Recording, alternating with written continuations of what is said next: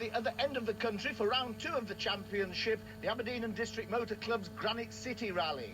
Now, Aberdeen is the hometown of the current Mintex Rally champion, Brian Lyle, and one thing's for sure, he's going to be hoping for better luck than he had in Bournemouth.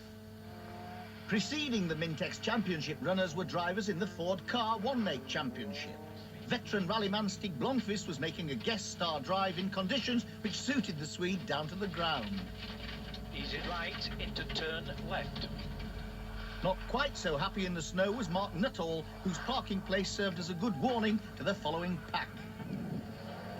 Brian Lyle in his four-wheel drive Impreza was much quicker than the Ford cars, but still treating the tricky tracks of Durris Forest with caution.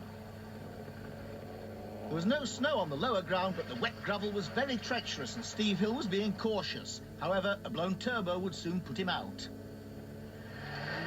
Marcus Dodd was second fastest on the Durris stage and hoping to make up for his Bournemouth retirement, but he was to be disappointed.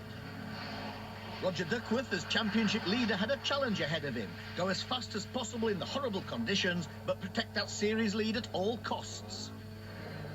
Jeff Smith's Dayglow Escort Cosworth looked very quick, maybe too quick, and very nearly gave Nuttall's car some company. Conditions in northeast Scotland were appalling, even for Stig Blomqvist and co-driver Jim Kitson. After a broken drive shaft, Stig finished 4th in the car section of the event, which was won by Andrea Hall. Despite some excellent times, Marcus Dodd would be sidelined again. He spun the car later on in clashing Derek Forest and couldn't restart because of a faulty starter solenoid.